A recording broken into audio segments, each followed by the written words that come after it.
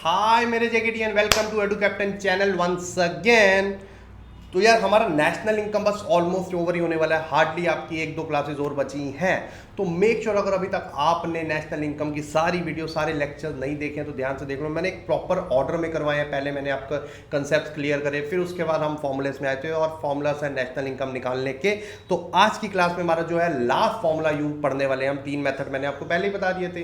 तो सबसे पहले वैल्यू एडेड मेथड है, बहुत इंपॉर्टेंट है। इनकम मेथड है, बहुत इंपॉर्टेंट है। एक्सपेंडिचर मेथड है, बहुत इंपॉर्टेंट है। एक प्रैक्टिकल क्वेश्चन आना ही आना है और बस फिर ये चैप्टर खत्म होते ही यस 10 नंबर हमारे पक्के हो जाएंगे पूरे, मतलब ऐसे मुट्ठी में हो जाएंगे। तो मेक श्योर भैया इन 10 नंबर्स को पक्के कर लो, क्योंकि अगर ये पक्के नहीं हो ना तो फिर ये आगे जाके तंग करेंगे। कहीं ऐसे बच्चे जिनमें सुनता हूं कि जो बोलते हैं कि सर प्रैक्टिकल नहीं हो रहा बाकी सब हो गया, क्योंकि वो इकोनॉमिक्स जो खासकर वो बच्चे जिनका प्रैक्टिकल पार्ट इतना तेज नहीं होता है तो फिर वहां पर उनको दिक्कत आती है। तो मेक श्योर मैंने बहुत तसल्ली से आपको करवा रखे हैं। प्रैक्टिस क्वेश्चन भी डाले हुए हैं। एडू कैप्टन के एप्लीकेशन को डाउनलोड करो, नोट्स के नीचे ही आपको प्रैक्टिस क्वेश्चन मिल जाएंगे। तो मेक श्योर उन्हें प्रैक्टिस कर लो यार अच्छे से, ठीक है जी। चलिए तो विदाउट वेस्टिंग फर्दर टाइम जल्दी से स्टार्ट करते हैं हमारे आज का जो मेथड है, जिसका नाम होता है हमारा एक्सपेंडिचर मेथड। तो सर्कुलर फ्लो ऑफ इनकम में मैंने आपको बार बार मेंशन करवाया ये चीज कि पहले फैक्टर सर्विसेज जाती हैं हाउस होल्ड से फर्म्स की तरफ, ठीक है जी। और ये फैक्टर सर्विसेज जो है आपकी इसकी वजह से प्रोडक्शन हो पाती है, और इन फैक्टर सर्विस प्रोडक्शन से ये गुड्स एंड सर्विसेज बिकते हैं। जहाँ पर आपने वैल्यू एडेड मेथड पढ़ा था, प्रोडक्शन मेथड भी बोलते हैं, प्रोडक्ट मेथड उसको। फिर वो जो पैसा आता है बेच के ये हाउस होल्ड्स को दे देती है फर्म सारा का सारा पैसा फैक्टर इनकम के वे में, जिसमें आपने इनकम मेथड पढ़ा था। फिर उसके बाद हाउस होल्ड्स जो है ये सारा पैसा अपने पास नहीं रखते हैं, ये सारा का सारा पैसा जो है वो आगे खर्च कर देते हैं उन्हीं गुड्स एंड सर्विसेज पे जो फर्म्स ने बनाए हैं, जिसको आप एक्सपेंडिचर मेथड पढ़ते हो। तो इस मेथड में हम ये जानेंगे जो हमारे डिफरेंट सेक्टर्स हैं इकोनॉमी के, वो कैसे कैसे जो है वो कंजम्पशन या एक्सपेंडिचर मेथड कर रहे हैं या एक्सपेंडिचर अपने पैसों का कर रहे हैं, लेकिन सिर्फ फाइनल गुड्स एंड सर्विसेज पे, इंटरमीडिएट पे नहीं, सिर्फ फाइनल गुड्स एंड सर्विसेज पे। तो एक्सपेंडिचर मेथड गिव्स अस जीडीपीएमपी। जहां पर हम खर्चे की बात कर रहे हैं तो वो हमें ऑब्वियस सी बात है मार्केट से लेते हैं हम गुड्स, तो वो गुड्स किस पे मिलते हैं? मार्केट प्राइस पे। जो डोमेस्टिकली प्रोड्यूस्ड गुड्स हैं, हम अपनी टेरिटरी में बने हुए गुड्स की बात कर रहे हैं, इसीलिए जीडीपीएमपी की हम बात करते हैं और ग्रॉस वैल्यू पे होते हैं, ठीक है। तो ये हमारा एक्सपेंडिचर मेथड जब हम मेजर करते हैं तो हमें क्या मिलता है? जीडीपीएमपी। हमें वैल्यू एडेड मेथड से भी क्या मिलता था? GDPMP. National income income method से हमें क्या मिलता है? Domestic income which is NDPSC. तो ये बात यार सबसे पहले तो अपने दिमाग में ना बिठा लो, पक्की ऐसे पक्की कर लो ये चीज, क्योंकि कई बच्चों को यही नहीं पता होता, गलत कराते हैं। इनकम मेथड में जीडीपीएमपी लिख रहे हैं, उनका आंसर ही नहीं आ रहा। वैल्यू एडेड मेथड में एनडीपीएफसी, और फिर बोलते हैं कि सर हमारे आंसर ही नहीं आते। तो मेरी जान, ये छोटी सी बच्चों वाली गलतियां करें तो कहां से आएगा? तो मेक श्योर ये गलती आपने नहीं करनी है। आपको अच्छे से पता होना चाहिए कौन से मेथड से कौन सा एग्रीगेट निकलता है। From the expenditure point of view, GDP क्या होता है? Gross expenditure on final goods and services by different sectors of economy during a period of account। तो जितने भी पीरियड के लिए हम देख रहे हैं, yearly, half yearly, monthly etcetera, तो उस पर्टिकुलर पीरियड में हमारे जो डिफरेंट सेक्टर्स ऑफ इकोनॉमी है उन्होंने जो ग्रॉस एक्सपेंडिचर किया for final goods and services, that too domestically produce. तो क्या कंपोनेंट्स निकल के आते हैं वो अभी हम थोड़ी देर में जानेंगे, लेकिन उससे पहले आपको ये बात पता होनी चाहिए कि जितनी भी factor income house holds earn करता है वो सारी गुड्स एंड सर्विसेज में लगा देता है। ये हमारी यहाँ पर एजम्पशन है, तभी इसका नाम क्या है? दूसरा नाम है इसका इनकम डिस्पोजल मेथड। इनकम कमाई, उसको डिस्पोज ऑफ मतलब खर्च कर रहे हैं एक्सेट्रा। और फिर हम उनके टोटल एक्सपेंडिचर को ऐड कर देते हैं डिफरेंट कंपोनेंट्स के, तो वो मिल जाता है जीडीपीएमपी। तो सबसे पहले आपको ये जानने की बड़ी जरूरी है कि यार हमारे कौन कौन से सेक्टर्स होते हैं इकोनॉमी में, what are all the sectors in our economy, ये भी पता होना चाहिए। तो households, government, firms and foreign sector, ये टाइम एंड अगेन मैंने आपको बताया, सबसे पहली क्लास में बताया था कि 4 सेक्टर्स होते हैं, लेकिन हमारे जब हम वो पढ़ रहे थे circular flow of income CFI, तो उसमें सिर्फ 2 सेक्टर्स तक ही था रिस्ट्रिक्टेड, ठीक है। बहुत अच्छी बात है, खुशखबरी की बात है। तो households, government, firms and foreign sector, ये 4 आपके सेक्टर होते हैं। अब इन चारों के अलग अलग टाइप के आपके एक्सपेंडिचर होते हैं, कंजम्पशन एक्सपेंडिचर। आ जाओ वो क्या होते हैं। तो उससे पहले एक बात आपके लिए जानना बड़ा जरूरी है कि एडू कैप्टन का टाइम टेबल जो है वो बहुत ही डिलीजेंटली फॉलो हो रहा है। तो हर बारी हर रोज आपको देख रहे होंगे एकेडमिक वीडियोस आ ही रही है इस चैनल पे यार। इतनी कोशिश सारी फैकल्टी मिलके आपके काम कर रही है ताकि अक्टूबर तक ना मतलब आपके बोर्ड में पूरा कॉन्फिडेंस ला दें हम आपके लिए। और साथ में एडू कैप्टन के जो एप्लीकेशन है उस पर भी प्रॉपर अपडेशन चल रही हैं, जो टाइम टू टाइम वीडियोस चल रही हैं, नोट्स चल रही हैं। तो मेक श्योर इसको डाउनलोड कर लो यार, बहुत फायदेमंद है यार। आई रिग्रेट कि यार मेरे टाइम पे ऐसी चीज क्यों नहीं थी। तो आप लोगों को मिल रही है फैसिलिटी का फायदा उठाओ फ्री ऑफ कॉस्ट। चलिए moving on to the components क्या होते हैं हमारे एक्सपेंडिचर मेथड में। तो सबसे पहला हमने कौन सा सेक्टर पढ़ा था, हाउस होल्ड। तो हाउस होल्ड जो भी चीज खरीदता है वो किस लिए खरीदता है, कंजम्पशन के लिए, फाइनल कंजम्पशन के लिए, अपनी नीड्स को सेटिस्फाई करने के लिए। तो उसका जो खर्चा होता है वो क्या कहलाता है, private final consumption expenditure. It is the money value of the goods and services purchase by households and non for profit. सिर्फ हाउस होल्ड नहीं, जितने भी आपके ऑर्गेनाइजेशन हैं जो हाउस होल्ड्स को सर्व कर रहे हैं, मंदिर गुरुद्वारे, जितने भी आपकी एनजीओस हैं, ये रिलीजियस पर्पसेस वाले जितने भी इंस्टीट्यूट्स हैं, आपके ऑर्गेनाइजेशंस हैं, ये सारे हाउस होल्ड्स को सर्व कर रही हैं, ये भी इसी में आ जाती हैं। ठीक है जी। तो money value of goods and service purchase by households and not for profit organisation service household. और हमने ये अच्छे से पढ़ा हुआ है बेसिक कंसेप्ट पार्ट 2 में कि जो कंज्यूमर गुड्स होते हैं वो आपके कितने टाइप के होते हैं। ठीक है जी। तो वो भले ही आपके durable, semi durable, non durable या फिर सर्विसेज हो, वो सारा इसमें आ जाता है।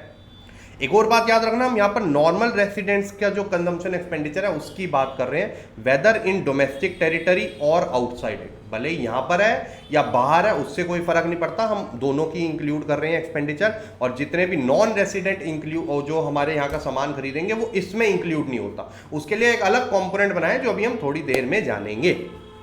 ठीक है जी। तो एक्सपेंडिचर, और दूसरी बात, दूसरा पॉइंट भी यही है कि अगर हम कोई घर बनाने पे जो खर्चा कर रहे हैं, जो सीमेंट ला रहे हैं, ये सब जो भी कंस्ट्रक्शन, या फिर हम नया घर खरीद रहे हैं, तो वो भी प्राइवेट फाइनल कंजम्पशन एक्सपेंडिचर में नहीं जाएगा। कहाँ जाएगा वो भी अभी हम थोड़ी देर में जानेंगे यार, वक्त से पहले तो कोई इंफॉर्मेशन नहीं मिली है ना हमें।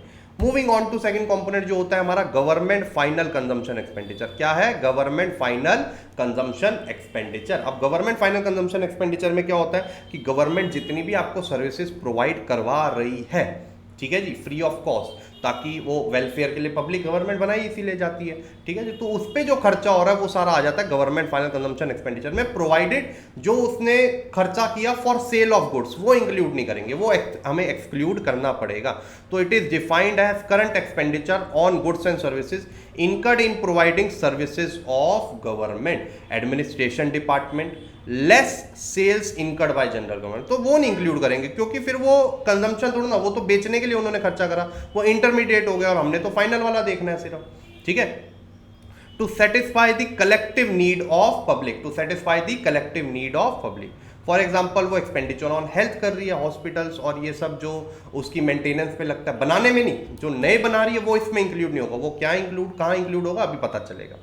एजुकेशन, टीचर वीचर्स की जो सैलरीज वैलरीज हो गई, पब्लिक एडमिनिस्ट्रेशन, ये सारी, पुलिस की सैलरीज और ये सब हो गई, ये सारा इसमें आ जाता है। कोर्ट्स की मेंटेनेंस, लाइसेंसेस का ये जो सारा प्रोसीजर चलता है, ठीक है। बट अगेन लाइसेंस की तो वो फीस होती है तो वो इंक्लूड नहीं होगा। तो गवर्नमेंट फाइनल कंजम्पशन एक्सपेंडिचर में क्या आ जाएगा, इंटरमीडिएट कंजम्पशन ऑफ गवर्नमेंट। जो अगेन इंटरमीडिएट कौन सा, जो बेचने वाला सामान नहीं उसका नहीं, जो सर्विसेज प्रोवाइड करवाने में लग रहा है, plus COE paid by government, compensation of employees, wages, salaries, ये सब, plus direct purchases from abroad for embassies and consulates located abroad. तो जितनी भी इंडियन एम्बेसीज बाहर है, अब जैसे इंडियन एम्बेसी में सपोज करो फर्नीचर की रिक्वायरमेंट, यहाँ से थोड़ा ना जाएगा फर्नीचर, उसी कंट्री में खरीदेंगे जहाँ पर एम्बेसी लोकेटेड है, तो वो भी गवर्नमेंट फाइनल कंजम्पशन एक्सपेंडिचर में आ जाएगा, minus sale of goods and services produce by general government. Sale of goods हमने माइनस करने होते हैं जितने भी उसने प्रोड्यूस करे फॉर सेल के लिए, क्योंकि हम तो यहाँ पर फाइनल देख रहे हैं, और ये बन जाता है आपका गवर्नमेंट फाइनल कंजम्पशन एक्सपेंडिचर। अब चलते हैं अगले पे जो कि है ग्रॉस डोमेस्टिक कैपिटल फॉर्मेशन, जिसका दूसरा नाम होता है ग्रॉस इन्वेस्टमेंट। अब फर्म था हमारा तीसरा, ये तो हमने पढ़ लिया private final consumption expenditure households का, government final consumption expenditure government. तीसरा सेक्टर कौन सा था, फर्म्स, प्रोडक्शन यूनिट्स। वो किस लिए खरीदती हैं, मैंने आपको पढ़ाया था कि वो दो टाइप के गुड्स खरीदती हैं, एक इंटरमीडिएट, ठीक है, और एक कैपिटल गुड्स जो फाइनल में आ जाता है। इन्वेस्टमेंट जिसे आपने पढ़ा था बेसिक कंसेप्ट पार्ट 2 वाले में, तो नहीं देखा है तो जाकर देख लो, बहुत डिटेल में पढ़ाया गया। तो ग्रॉस इन्वेस्टमेंट भी उसे बोला जाता है। It is addition to capital stock of the economy, it is addition to capital stock of the economy. It consist of 2 items, इसमें 2 आइटम्स आपकी आ जाती हैं। वो दो आइटम्स कौन सी है उसमें? पहली आइटम है gross domestic fix capital formation, ठीक है। फिक्स मतलब आपके फिक्स्ड एसेट, ठीक है। जितने भी अकाउंट्स वाले बच्चे हैं उनको पता होगा कि फिक्स्ड एसेट्स में आपके furniture, land and building, plant and machinery, ये सब आपका आ जाता है। तो वो सब जब कोई प्रोडक्शन यूनिट खरीदता है जो ओवर द ईयर्स उसे यूज करेगा, उसको बोलते हैं फिक्स्ड इन्वेस्टमेंट या फिर gross domestic fix capital formation. This refers to increase in stock of fix capital या फिर fix assets during the year. और इसमें डेप्रिसिएशन इंक्लूडेड होती है, दैट इज वाई हम इसमें ग्रॉस वर्ड यूज कर रहे हैं। अभी डेप्रिसिएशन हमने सब्ट्रैक्ट नहीं करी है, डेप्रिसिएशन हमने सब्ट्रैक्ट नहीं करी है। अब इसमें एक बहुत इंपॉर्टेंट पॉइंट बताने वाला हूं, तो थोड़ा सा ध्यान रखिएगा, बहुत इंपॉर्टेंट पॉइंट आने वाला आगे। इसके फर्दर 3 कैटेगरीज होती हैं। एक होता है बिजनेस जो फिक्स्ड इन्वेस्टमेंट करता है, यही प्लांट एंड मशीनरी खरीदना। दूसरा मैंने बात करी तो प्राइवेट फाइनेंस कंजम्पशन एक्सपेंडिचर में कंस्ट्रक्शन या परचेज ऑफ न्यू हाउस नहीं आएगा, क्योंकि वो यहां पर आता है रेसिडेंशियल कंस्ट्रक्शन इन्वेस्टमेंट, क्योंकि ये प्रोडक्टिविटी बढ़ाती है ये सारी चीजें देश की, इसीलिए ये इन्वेस्टमेंट में माना गया है। ऐसे ही जो गवर्नमेंट जितने भी मैंने बोला था ऊपर हॉस्पिटल या स्कूल बना रही है, वो इसमें नहीं आएगा गवर्नमेंट फाइनल कंजम्पशन में, क्योंकि वो इसमें आता है कैपिटल फॉर्मेशन बाय गवर्नमेंट, जैसे इन फॉर्म ऑफ स्कूल्स नए बनाए, हॉस्पिटल, रोड्स, ब्रिजेस एक्सेट्रा, ये सारे पब्लिक इन्वेस्टमेंट का पार्ट बनते हैं। तो ज्यादा से ज्यादा अगर टेढ़ा मुश्किल कुछ क्वेश्चन पेपर बन भी गया तो ये ज्यादा से ज्यादा इतना डीप पूछ लेगा, लेकिन इससे डीप ज्यादा वो नहीं पूछेगा। उसके बाद जो आपका सेकंड कंपोनेंट होता है ग्रॉस इन्वेस्टमेंट में, वो आता है चेंज इन स्टॉक। ये भी हमने अच्छा पढ़ा था अपने इन्वेस्टमेंट वाले में कि एक होता है फिक्स्ड इन्वेस्टमेंट, दूसरी होती है इन्वेंट्री इन्वेस्टमेंट, कि जितना आपका stock of raw material, stock of finish goods, stock of semi finish goods जो इस साल बेचने से रह गया, वो नेक्स्ट ईयर में एज अ इन्वेस्टमेंट जाता है, जिसका फॉर्मूला होता है क्लोजिंग माइनस ओपनिंग। मतलब हमें इस साल का देखना है सिर्फ, तो क्लोजिंग माइनस ओपनिंग। समझ गए बात कि नहीं समझ गए? तो basically gross domestic capital formation 2 part से बनता है। एक होता है gross domestic fix capital formation, जिसमें आप land and building, plant and machinery या फिर रेसिडेंशियल कंस्ट्रक्शन हो गया या फिर स्कूल्स या हॉस्पिटल नहीं बनना, और ये चेंज इन स्टॉक हो गया, ठीक है। अब एक बात याद रखना, इन्वेस्टमेंट का मतलब ये नहीं है कि शेयर्स डिबेंचर्स खरीदना, क्योंकि वो कभी इंक्लूड नहीं होता। क्यों? क्योंकि it is mere a transfer of ownership. जो शेयर मेरे पास थे मैंने आपको दे दिए, तो इसमें प्रोडक्टिव क्या हुआ? बस मालिकाना हक की तो बदला उसको, क्या वर्ड है यार, मालिकाना हक, ठीक है। ऐसे ऐसे वर्ड छोड़ता रहता हूं मैं। दूसरा, ऐसे अगर आपको सेकंड हैंड गुड्स, एक मशीनरी थी जो 1 साल में बनी, किसी ने खरीद ली, चलो वो उसमें काउंट हो जाएगी, बननी भी चाहिए क्योंकि उसी साल में बनी थी। फिर उसको मशीनरी अपग्रेड करनी थी तो उसने बेच दी, दूसरी किसी ने खरीद ली उसकी सेकंड हैंड मशीनरी, तो क्या वो इंक्लूड होगी? नहीं, मशीनरी तो एक ही बार इंक्लूड हो गई ना जब बनी थी, दोबारा इंक्लूड कर लोगे तो सारा गलत हो जाएगा। तो ये हो जाता है आपका sale of second hand goods कभी भी इंक्लूड नहीं करना। अगर उस पर कोई ब्रोकरेज और वो सब कर रहे हो पे, तो वो इंक्लूड होगा, क्योंकि सर्विस कभी कोई सेकंड हैंड नहीं होती। ऑल्सो अगर आपकी वैल्यू स्टॉक की बढ़ गई बैठे बिठाए, तभी यहां पर देखो वर्ड क्या है, physical change in stock. Monetary value change in stock नहीं होना चाहिए कि उसकी सिर्फ वैल्यू बढ़े, कि पहले 10,000 का स्टॉक था, यूनिट्स अभी भी उतनी है स्टॉक की, अब 12 हो गया क्योंकि मार्केट वैल्यू बढ़ गई, तो वो change in stock technically count नहीं होगा, क्योंकि हमने इनकम मेथड में पढ़ा capital gain is never a part of national income, ठीक है जी। अब ग्रॉस डोमेस्टिक कैपिटल फॉर्मेशन मैंने आपको बताया था, एक बहुत इंपॉर्टेंट चीज बतानी है। यहां पर वर्ड आ रहा है ग्रॉस या फिर यहां पर वर्ड आ रहा है ग्रॉस, और हमारा एग्रीगेट कौन सा निकलता है? जीडीपीएमपी। कौन सा निकलता है? जीडीपीएमपी। तो एक बात याद रखना है, ग्रॉस का मतलब है कि इसमें डेप्रिसिएशन माइनस नहीं हो रहा। सिमिलरली ये gross domestic product at market price का मतलब है इसमें भी डेप्रिसिएशन। अगर आपको फॉर्मूले में ही या क्वेश्चन में ही नेट दे दिया यहां पर या यहां पर, यहां का तो नेट हो नहीं सकता, ये नेट की या ग्रॉस की डेफिनेशन इसको मिलती इसी से। तो ये अगर यहां पर नेट दे रखा है तो आपको जीडीपीएमपी की जगह क्या मिलेगा? एनडीपीएमपी। एक सिंपल सा रूल है इसमें, याद रखना। अगर अंदर ग्रॉस है फॉर्मूले में तो आपका बाहर भी ग्रॉस ही आएगा, एग्रीगेट ग्रॉस वाला मिलेगा। अगर नेट दे रखा है तो नेट वाला ही आपको एग्रीगेट मिलेगा, ये बात याद रखना। अभी ये क्वेश्चन भी कराने वाला हूं उसमें।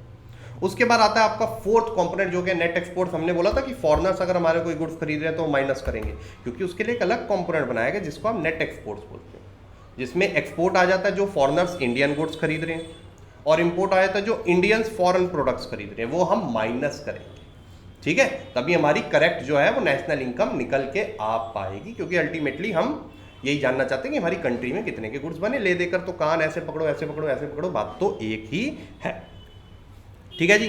तो ये आपके 4 कंपोनेंट्स थे। एक बात याद रखना, एक्सपोर्ट का फॉर्मूला क्या होता है? Export minus import. अगर किसी क्वेश्चन में नेट इंपोर्ट दे दे तो इसका मतलब है वो क्या कर रहा है? वो कर रहा है इंपोर्ट माइनस एक्सपोर्ट, लेकिन फॉर्मूले में हमारा नेट एक्सपोर्ट ही यूज होगा। तो माइनस अगर हम कॉमन ले लें या अपनी तरफ से माइनस लगा लें तो ये ऑटोमेटिकली एक्सपोर्ट माइनस इंपोर्ट बन जाएगा। ठीक है, तो ये आपका सारा सीन है इसका।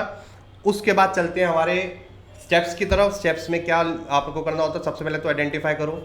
कई बार सीधा क्वेश्चन ये भी आया था, पहले आते थे अब तो नहीं आते ये, कि स्टेप्स बताओ भैया, स्टेप्स क्या होते हैं एक्सपेंडिचर मेथड से नेशनल इनकम निकालने के। तो सबसे पहले तो अपने सेक्टर्स डिफाइन करो, कौन कौन से सेक्टर्स हैं, और फिर सब उन सब के फाइनल एक्सपेंडिचर को ऐड करो। हाउस होल्ड्स का हो गया private final consumption expenditure, government का हो गया government final consumption expenditure, firms का हो गया ग्रॉस डोमेस्टिक कैपिटल फर्म। हाँ, कैपिटल दिया हुआ तभी, अगर फिक्स्ड दिया हुआ तो पहले चेंज इन स्टॉक ऐड करोगे, fixed plus change in stock. उसके बाद net export which is export minus import, ये रेस्ट ऑफ द वर्ल्ड का हो गया। अगर आपको इंपोर्ट माइनस एक्सपोर्ट दे रखा है दैट मीन्स नेट इंपोर्ट, तो माइनस लगा देना अपनी तरफ से। अब आपका फिर ये क्या मिल जाता है इन चारों को ऐड करके, जीडीपीएमपी, बस फिर उसको कन्वर्ट कर लो। बट मेक श्योर अगर यहाँ पर ग्रॉस दिया हुआ तभी जीडीपीएम, अगर यहाँ पर दिया ही नेट है तो फिर एनडीपीएमपी मिलेगा, फिर अकॉर्डिंगली आपको त्रिमूर्ति फॉर्मूला लगाने पड़ेंगे। तो ये गलती मत कर देना। फिर नेशनल इनकम में कन्वर्ट कैसे करने आप सबको अच्छे से पता है। अब आते हैं इसकी प्रिकॉशंस पे। कई बार क्वेश्चन में आजकल आ रहे हैं, आजकल सीधा प्रिकॉशंस बताओ, तो ये प्रिकॉशंस आपको पता होनी चाहिए तीनों मेथड की। कुछ जो प्रिकॉशन है वो तीनों मेथड में कॉमन है। ठीक है, जैसे अगर मैं बात करूं do not include sale and purchase of second hand goods, ये तीनों मेथड में आपको ले देकर मिल जाएगी, लेकिन उस पर कोई ब्रोकरेज या कमीशन है तो वो आपको 100% इंक्लूड करनी ही होगी। दूसरा आ जाता है जितनी भी ट्रांजैक्शन जो सेल और परचेज ऑफ फाइनेंशियल एसेट्स है, शेयर्स डिबेंचर्स अगर आप खरीद रहे हो, कोई भी सिक्योरिटी खरीद रहे हो from a person to person, तो वो इंक्लूड नहीं होगा, it is mere a transfer of ownership. ठीक है, एनी कमीशन और ब्रोकरेज है, क्योंकि कोई सर्विस कभी सेकंड हैंड नहीं हो सकती, वो हमेशा प्रोडक्टिव ही होती है, तो वो हमेशा इंक्लूड होगी जिस मर्जी चीज़ पे हो। सिमिलरली ट्रांसफर पेमेंट्स कभी भी पार्ट नहीं बनेगी नेशनल इनकम के, ये हमने पढ़ा हुआ है अच्छे से, सेक्टर इनकम ही बनती है। Expenditure on own account output, ये सेम आपको वैल्यू एडेड मेथड में ही पढ़ने को मिला था। भले ही वो प्रोडक्शन ऑफ सेल्फ, मतलब जितना भी मैं प्रोड्यूस कर रहा हूँ खुद कंज्यूम कर रहा हूँ, तो उस पर मैंने कोई मार्केट से तो खरीदा नहीं, तो मैंने कोई अलग से खर्चा तो किया नहीं, लेकिन वो इंक्लूड होगा उसकी imputed value. Similarly imputed value of owner occupied houses, वो भी इंक्लूड होगा। Free services of from general government and private not for profit serving house hold, वो सब भी इंक्लूड होगा, क्योंकि अल्टीमेटली प्रोडक्टिव सर्विसेज हो रही हैं। अगर कोई कंपनी फाइनेंशियल एसेट इशू कर रही है और उसका पैसा प्रोडक्टिव एक्टिविटी में लगा रही है तो वो इंक्लूड होगा। लेकिन जैसे हमारा स्टॉक मार्केट पे अगर आप शेयर्स खरीदते हो तो वो प्रोडक्टिव नहीं हो रहा उसमें, it is mere a transfer of ownership, तो वो नहीं आएगा क्योंकि उसका पैसा कंपनी के पास नहीं जा रहा। तो कई बच्चों को इसमें प्रॉब्लम रहती है, आज मैंने आपकी ये क्लियर कर दिया। जब भी पैसा प्रोडक्टिव में लग रहा है तो वो इंक्लूड होगा, क्योंकि मैंने आपको पहली क्लास में बता दिया था नेशनल इनकम का ऑब्जेक्टिव क्या, प्रोडक्टिविटी फाइंड आउट करना। Expenditure on intermediate goods and services is not included, ये तो हमें अच्छे से पता है। अगर हम इंक्लूड कर लेंगे तो वो फाइनल में भी इंक्लूडेड होता है, अलग से भी इंक्लूड कर दिया तो डबल काउंटिंग आ जाएगी, और वो हमें अवॉइड करनी होती है। कैसे अवॉइड करते हैं, डबल काउंटिंग क्या होता है, वैल्यू एडेड मेथड की वीडियो जल्दी जाकर देख लो, आपको पता चल जाएगा, डिटेल में बता रखा है। चलिए, तो यहाँ पर हमारा कंसेप्चुअली खत्म हो गया एक्सपेंडिचर मेथड। क्वेश्चन कराए बिना तो आपको जाने नहीं दूंगा मेरी जान, लेकिन उससे पहले एक बात याद रखना कि भैया एडू कैप्टन के चैनल पे या फिर एडू कैप्टन के एप्लीकेशन पे जल्दी जाकर देखो, लाइव कोर्स आपको मिल जाएगा। इस वक्त कौन सा बैच चल रहा है उसका, और जितने भी आपकी अंडरग्रेड लेवल पे तैयारी होती है, ठीक है जी, एंट्रेंस एग्जाम की सारी करवाते हैं with live and recorded video lectures होते हैं, टॉपिक वाइज आपके मॉक टेस्ट होते हैं, हैंड रिटन फिजिकल बुक्स और डाउट सॉल्विंग फैकल्टी है, मेंटरशिप है टॉपर्स की प्रिंस भैया की, जाकर देख लो। या आपको व्हाट्सएप नंबर अलॉटेड है, कभी भी मैसेज कर दो यार, रात को बोर हो रहे हो मैसेज कर दो, सुबह तक रिप्लाई आ जाएगा, क्योंकि भैया हम सोएंगे ना, हमें तो भैया आपके लिए वीडियोस बनानी है। उसके बाद आपको 5 डेज मनी बैक गारंटी मिलता है, सबसे तगड़ी चीज़ लगती है मुझे ये 5, मतलब मेरे टाइम पे नहीं मिली थी मुझे ये चीज़। कई बार मैंने ऐसे ट्यूशन में पैसा दे दिया, फिर बाद में मैं रिग्रेट कर रहा था, लेकिन ये सबसे बेस्ट है भैया। पैसा दो, एनरोल कराओ, 5 दिन के अंदर एनालाइज कर लो। बच्चे फंस जाते हैं पैसा देकर, हम आपके लिए भैया निकाल के लाए हैं सॉल्यूशन, टेंशन लेने की बात नहीं। 5 दिन के अंदर अंदर आपको रिफंड मिल जाएगा। अच्छे से एनालाइज कर लो, प्रॉपर एक्सपर्ट्स ने डिसाइड किया हुआ कि यार 5 दिन इनफ होते हैं एक डिसीजन लेने के लिए कि यार ये चीज़ सही है कि नहीं है मेरे लिए। मूविंग ऑन, रिजल्ट्स तो हमारे एग्जाम्पलरी रहे हैं हर बारी की तरह भैया। 2022 का ये जो आपका AIR-1 SEUET का भैया एडू कैप्टन के बच्चे हैं भैया। IP मैट 13, 24, 37 एडू कैप्टन, 30+ शहीद सुखदेव, 30+ SRCC, टॉप कॉलेजेस में जितने भी चले जाओ आप, सारे हर जगह एडू कैप्टन के बच्चे बैठे होंगे। तो भैया ऐसे नहीं बोल रहे हैं, प्रूफ के साथ बोल रहे हैं, तो जाकर देख सकते हो। चलिए अब चलते हैं हमारे क्वेश्चंस पे, तो लेट्स प्रैक्टिस दीज क्वेश्चंस। तो सबसे पहले हमें निकालना है NNP-MP। क्या निकालना है हमें? NNP-MP। तो तो NNP-MP तो हमारा डायरेक्टली निकलते नहीं, हमारा क्या निकलता है GDP-MP। आ जाओ फिर GDP-MP का फॉर्मूला क्या है, private final consumption expenditure. Formula एक बार लिखूंगा, बार बार नहीं लिखूंगा, याद रखना इसको, plus government final consumption expenditure. Gross domestic capital formation है, फिक्स्ड दे रखा है, तो मैं यहाँ पर gross domestic fix capital formation और चेंज इन स्टॉक बाद में फिर ऐड करना पड़ेगा, क्योंकि फिक्स्ड मतलब मेरे को सिर्फ फिक्स्ड एसेट वाला दे रखा है, अभी इन्वेंट्री इन्वेस्टमेंट मिसिंग है, इसमें ऐड कर दिया। उसके बाद आ जाता है आपका नेट एक्सपोर्ट। तो प्राइवेट फाइनल कंजम्पशन एक्सपेंडिचर कितना है यहाँ पर 8000, गवर्नमेंट फाइनल कंजम्पशन एक्सपेंडिचर है 3000, gross domestic fix capital formation 400, change in stock है 50 और नेट एक्सपोर्ट कितना है -60। तो 8 9 10 11 11,450 -60 11,390। यह अभी आपका GDP-MP आया है, अभी इसको NNP-MP तो करना है मेरी जान। GDP-MP से त्रिमूर्ति फॉर्मूलास बताए थे, बहुत इंपॉर्टेंट है, देखो हर जगह यूज होंगे आपके, तो मेक श्योर जाकर वीडियो देख लो, अगर नहीं देखी है नोट्स डाउनलोड कर लो, ठीक है जी। GDP-MP, G को N बनाना है, डेप्रिसिएशन माइनस MP रहेगा, डोमेस्टिक को नेशनल बनाना है, NFIA ऐड। ये आया था 11,390, इसमें डेप्रिसिएशन का दूसरा नाम कंजम्पशन ऑफ फिक्स कैपिटल 40 और NFIA नेट फैक्टर इनकम 2 दे रखा है। माइनस है पहले से, मैं भी अपना माइनस लगाऊंगा तो माइनस माइनस प्लस बन जाएगा, तो +80। ये आ गया आपका 11,430, 11,430। तो भैया कोई भी गलती हो कमेंट में जरूर बता देना, कई बार कैलकुलेशन ऊपर नीचे हो जाती है, बट अपनी तरफ से मैं पूरी कोशिश करता हूँ ना हो। उसके बाद सेकंड क्वेश्चन आपका आ जाता है, इसमें आपको नेशनल इनकम निकालना है और सीधा कंपोनेंट ये नहीं करवा रहा है, ये कर लेना यार। देखो सीधा private final consumption, government final consumption, gross domestic capital formation, fixed भी नहीं दे रखा तो चेंज इन स्टॉक को गोली मार दो, और नेट इंपोर्ट दे रखा है तो बस इसके आगे माइनस लगा दो, ये नेट एक्सपोर्ट ऐड कर दो, GDP-MP हो गया, त्रिमूर्ति फॉर्मूला लगाओ, नेशनल इनकम हो गया। तो यार ये प्लीज इतना तो मैं आपसे एक्सपेक्ट करता हूँ, इतना तो कर दोगे, मेरे को जल्दी से आंसर बताना आप कमेंट्स में। मूविंग ऑन टू थर्ड, ये बहुत अच्छा क्वेश्चन है, ध्यान से देखिएगा।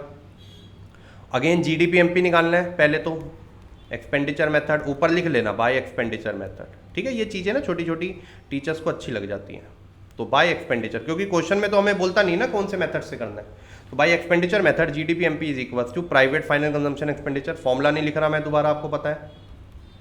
उसके बाद गवर्नमेंट फाइनल कंजम्पशन एक्सपेंडिचर।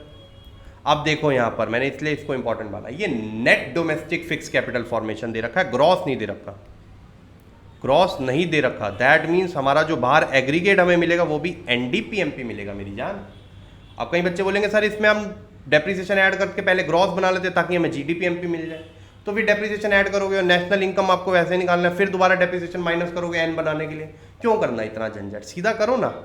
तो ये हो गया net domestic fix capital formation, net domestic fix capital formation plus change in stock क्योंकि फिक्स दे रखा है, और फिर आपका नेट एक्सपोर्ट।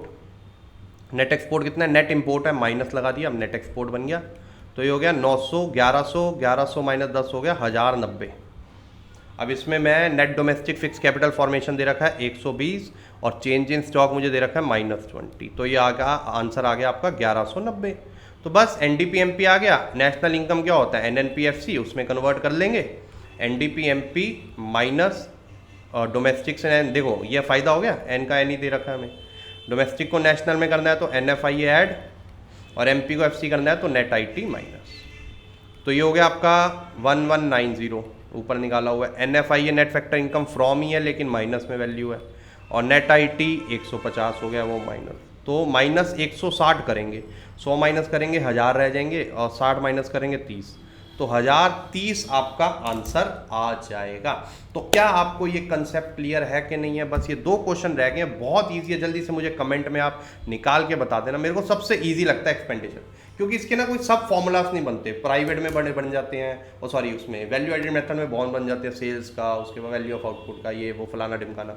इनकम मेथड में तो ऑपरेटिंग सरप्लस, उसमें ही प्रॉफिट का, COE का, इसमें कुछ भी नहीं, झंझट ही नहीं, तो सबसे ईजी है। तो बच्चे जब ये आता है ना बच्चे खुश हो जाते हैं, ठीक है। तो जल्दी से मुझे 2 क्वेश्चंस के आंसर बताना, क्वेश्चन नंबर 4 और 5 कमेंट में, और अब हम आपको मिलते हैं नेक्स्ट वीडियो से। ऑलमोस्ट आपके सारे मेथड खत्म हो गए, बस अब 1-2 आपके थ्योरेटिकल कंसेप्ट रह गए हैं। एक आपका रियल और नॉमिनल GDP या रियल इनकम, नेशनल इनकम, वो पढ़ेंगे हम नेक्स्ट क्लास में। उसके नेक्स्ट क्लास में हम पढ़ेंगे कि यार जो वेलफेयर, क्या हम जीडीपी को एक गुड इंडिकेटर मान सकते हैं वेलफेयर का, हाँ या ना? तो ये बहुत इंपॉर्टेंट क्वेश्चन है, हर साल आता है, ठीक है? तो इसके लिए अलग से एक वीडियो बनाऊंगा। चलिए तो मिलते हैं नेक्स्ट वीडियो में, तब तक के लिए bye bye, take care and have